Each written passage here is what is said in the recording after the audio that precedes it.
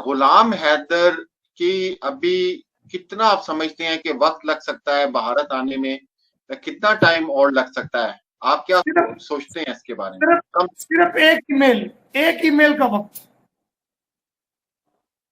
अच्छा, एक ईमेल जो मामला सीआईडी वेरिफिकेशन है वो हो चुकी है, जो आईबी वेरिफिकेशन है, जो इंटेलिजेंस ब्यूरो की वेरिफिकेशन है, वो मेरे लेटर के बाद वो सारी प्रोसीडिंग जो है ना वो उसमें एडॉप्ट हो चुकी है। एक ईमेल मिनिस्ट्री ऑफ होम से आएगा मुझे, एक ईमेल जाएगा हाई कमीशन ऑफ इंडिया को जो पाकिस्तान में है।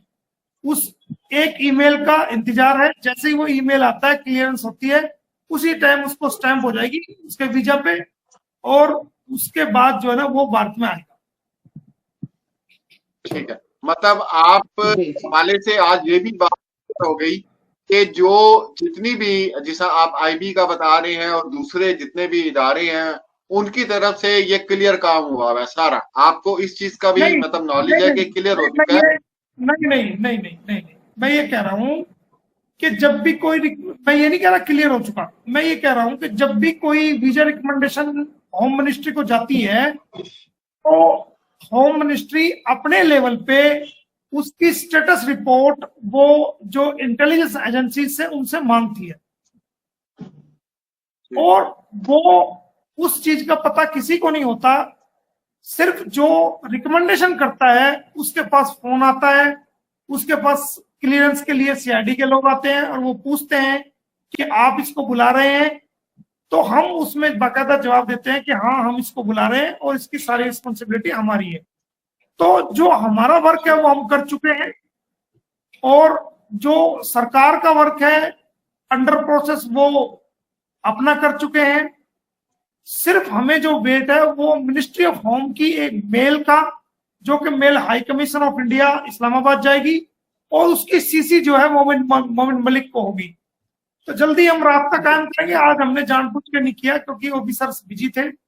कल जो है हम उसका रास्ता कायम करेंगे, उनसे कांटेक्ट करेंगे और स्टेटस मालूम करेंगे कि उसमें कितना समय और लग सकता है। एक मेल का इंतजार है, चाहे वो 1 सेकंड में आ जाए, चाहे वो 10 दिन में आ जाए, चाहे वो 5 दिन में आ जाए, तो वो होगा।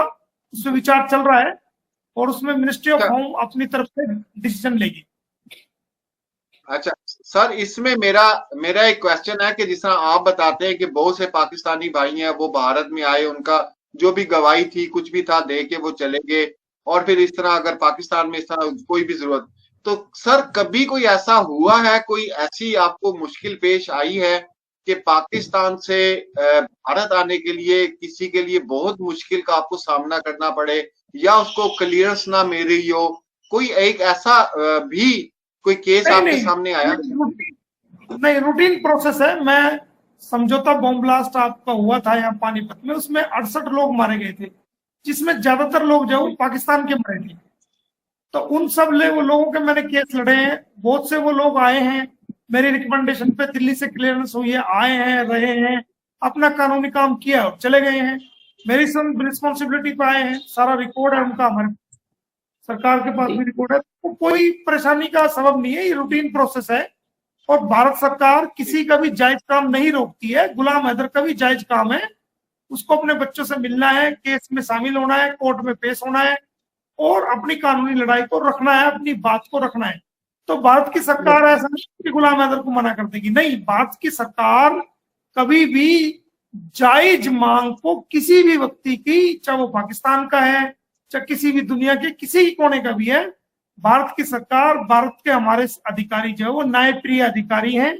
वो सही और गलत को समझते हैं, इंटेलिजेंट लोग हैं, वो फर्क को समझते हैं, वो जायज और नाजायज को समझते हैं। तो हमारा जायज कोज है, जनमन कोज है, वो समझेंगे तो वो वीजा मिलेगा उसको। ये जो केस ट्रांसफर होगा तो सर ये सुप्रीम कोर्ट के हवाले से होगा या इधर से होगा, हाई कोर्ट से ही होगा? ये जो हरियाणा में आप ट्रांसफर करो? ऐसा है, 2 तरह के मामले होते हैं। अगर हम डायरेक्ट सुप्रीम कोर्ट जाते हैं तो वो मामले ऐसे होते हैं जो डायरेक्ट एफआईआर जिनमें होती है, डायरेक्ट कंप्लेंट होते हैं, वो मामले डायरेक्ट सुप्रीम कोर्ट में से एक स्टेट से दूसरे स्टेट में जाते हैं। लेकिन ये मामला दूसरी तरह का मामला है। इसमें इसमें क्या है कि पहले अरेस्ट हुई है हरियाणा से और एफआईआर हुई है अगले दिन हुई है उत्तर प्रदेश में, जो कि गलत है। तो ये अलग मामला है, इसलिए जहां से अरेस्ट हुई है वहीं पे एफआईआर दर्ज होनी चाहिए थी और मामला हरियाणा में ही चलना चाहिए था, लेकिन इसमें ऐसा नहीं हुआ। अगर पहले से यूपी में एफआईआर दर्ज होती तो अरेस्ट चाहे कहीं भी किसी भी स्टेट से हो जाती, उससे फर्क नहीं पड़ता। लेकिन इस मामले में उल्टा हुआ है, अरेस्ट पहले हुई है, एफआईआर बाद में दर्ज हुई है। तो जहां से अरेस्ट हुई है ज्यूरिडिक्शन वहीं की है, तो इसलिए हमें हाईकोर्ट जाना पड़ेगा। पहले हाईकोर्ट में अपनी बात रखेंगे और उसके बाद अगर हाईकोर्ट से ये हो जाएगा, अगर नहीं होता फिर माननीय सुप्रीम कोर्ट जाएंगे। अपने आप को अभी ये प्रेग्नेंट बता रही है, अगर वो बच्चा पैदा हो जाता है तो फिर क्या इसको यहाँ पे नागरिकता मिलेगी? मतलब मेरा सवाल नहीं है सर, मैं तो आपसे मैं बहुत बार पूछ चुकी हूँ और बहुत बार मैं सुन भी चुकी हूँ, लेकिन फिर भी लोगों का कहना ऐसा है, बहुत सारे चैनलों पे ये चल रही है कि वो 4 मंथ प्रेग्नेंट है, 5 मंथ प्रेग्नेंट है और उसको बोला गया है कि आप एक बच्चा पैदा कर लो तो शायद आपका ये लंबा खिंच जाएगा, 7 साल हो जाएंगे आपको यहाँ पे रह के। तो सर एक इनलीगल जो ट्रांसफर है, तो वो अगर बच्चा पैदा करते हैं तो क्या ऐसा पॉसिबल है? देखिए, पहली बात तो जब तक मेरे सामने कोई मेडिकल रिपोर्ट नहीं आ जाती कि भाई वो वेदर शी इज प्रेग्नेंट और नॉट, ये हमारा कोई इस बात में हमारा विषय है ही नहीं। हमारा तो चाहे वो प्रेग्नेंट हो जाए या ना हो, वो हमारा कोई सवाल जवाब है नहीं जी। तो प्रेग्नेंट हो, बीमार हो, ठीक हो ना हो, वो हमारी कोई लड़ाई नहीं है। हमारी लड़ाई तो ये है अगर कि उसको जेल करवाना, चाहे वो जेल में बच्चा पैदा करे चाहे बाहर करे, वो हमें उससे कुछ लेना देना नहीं। और अगर ऐसा होता है तो ये हमारा केस और मजबूत हो जाएगा, बच्चों का केस और मजबूत हो जाएगा, क्योंकि हम कोर्ट में इस बात को भी कह सकते हैं और इस बात को भी सरकार के सामने और जो हमारी मजबूत पक्ष हो गया उसमें रख सकते हैं कि देखिए जनाब, ये बिना तलाक के आई, इलीगल आई, इसने जो है ना गलत तरीके से मैरिज की और गलत तरीके से इलीगल जो संतान पैदा की। क्योंकि हमने जो फैमिली कोर्ट में केस लगाया हुआ है उसके अंदर हमने ये लाइन लिखी हुई है कि अगर इस इलीगल कंपनी से जो सचिन मीना और सीमा के साथ जो इलीगल कंपनी का मतलब है जो गलत संगत में ये लोग रह रहे हैं, उससे कोई उस इलीगल जो संतान पैदा होती है तो वो जो है वो इलीगल समझी जाए, उससे हमारा कोई लेना देना नहीं।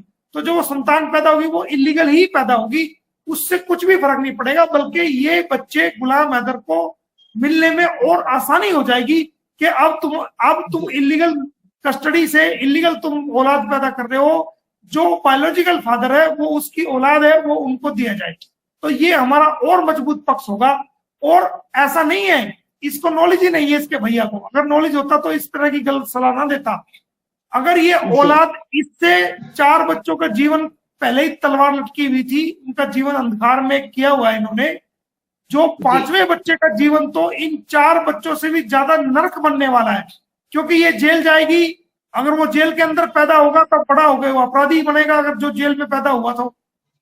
और अगर ये जेल की सजा भुगतने के बाद ये डिपोर्ट होगी तो वो बच्चा जो है ना फिर वो क्या करेगा, वो बच्चा उससे अलग होगा तो उसको डिपोर्ट होना पड़ेगा। तो इन्होंने उस बच्चे की जिंदगी को भी जो है, अगर ऐसा सच है, उस बच्चे की लाइफ को भी स्पॉइल पैदा होने से पहले ही उसकी तकदीर जो है स्पॉइल कर दी है, उसके लिए गलत जो है वो फैसला लिया। इसको अगर करना था तो पहले मैदर से तलाक लेना था, उसके बच्चे देने थे, पैचअप करना था, उसके बाद कानूनी रूप से इसको शादी करनी थी, सरकार से परमिशन लेनी थी और हम भी उसमें नो ऑब्जेक्शन कर देते, सारे केस वापस ले लेते, फिर इसको औलाद पैदा करनी थी, फिर इसके लिए दिक्कत नहीं थी। लेकिन ऐसा करके इसने अपने लिए बहुत बड़ी मुसीबत पाल ली है। जैसा लोग इसको मिसगाइड कर रहे हैं, ये मानती जा रही है और ये उल्टा उतना फंसती जा रही है, क्योंकि इसको सलाह देने वाले लोग चाहते हैं ये फंसे और ये जेलों में ही रहे, ये जाए ना, इसलिए उसको उल्टा सजा दे, उल्टा उसको सलाह देते हैं, वो वैसे ही कर लेती है, वो उल्टा फंस जाती है। अच्छा सर, ये हमारे एक यहाँ पे बहुत अच्छे डेली हमारे साथ होते हैं, शिव शक्ति ज्ञान सागर साहब हैं, बड़ा अच्छा ये सवाल इन्होंने पूछा है सर, और हमने भी ये सुना है ये सर जो इतना कहा जाता है कि 6 केस खत्म हो गए हैं, 6 केस जो है वो कोर्ट में खत्म हो गए, सर इसके अंदर कितनी हकीकत है?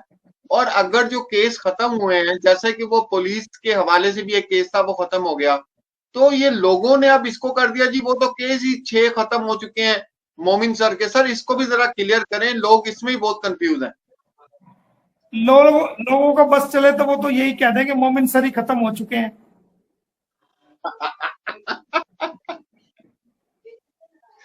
बहुत से लोग तो ऐसे हैं ना बहुत से लोग ऐसे हैं जो रोज मोमिन मलिक को मारते हैं, मार के सोते हैं और सुबह को फिर वो जिंदा मिलता है। अरे वकील हम हैं, हम देख रहे हैं कौन सा काम क्या है कहाँ है, फालतू में टांग अड़ाने की जरूरत ही नहीं है। अब कम्युनिटी पे ले लेके ऑर्डर कॉपी निकाल के कम्युनिटी पे लगा देते हैं। अब ये नहीं देखते कि इससे लोग गलत फहमी का शिकार होंगे, लगा देते हैं, उनको पता होता नहीं, लीगल नॉलेज होता नहीं, वो कुछ भी उठा के रख देते हैं। तो गलत है ना, मैं समझाता हूँ ऐसा मत किया करो, क्योंकि फिर मुझे कोई गलत फहमी फैल जाती है, उसको ठीक करने में सामने आना पड़ता है, बताना पड़ता है सबको। तो जब डालने हैं तो वो डिस्पोज ऑफ भी होंगे, उनका कोई मकसद होगा डालने का, और वो मकसद हल हुआ होगा तो वो डिस्पोज ऑफ भी होंगे। वो मुझे देखना, मेरा काम है। तुम्हें आम खाने हैं, तुम्हें पेड़ गिनने हैं, तुम ये बताओ। आम बस तो बिल्कुल बच्चे उसको दिलवाएंगे, इसको जेल कराएंगे। अब मुझे कौन सा ग्राउंड बनाना है, किस केस के थ्रू ग्राउंड बनाना है, कौन सा पॉइंट किस केस के थ्रू मुझे प्रूव करना है, और उसकी कॉपी मुझे किस केस में कहाँ लगानी है, ये तो मेरा काम है ना। वो मेरी सोच है ना, मेरा कानूनी खतरा है ना। आप क्यों टेंशन लेते हो? बिल्कुल, तो नुकसान तो नहीं हुआ। बिल्कुल बिल्कुल। वो मुझे देखना है आज की वीडियो में तो हाँ, जो मेरा काम है मुझे करने दो, उस चीज की जवाबदेही मेरी है, कहाँ क्या करना है वो मेरा लीगल माइंड है।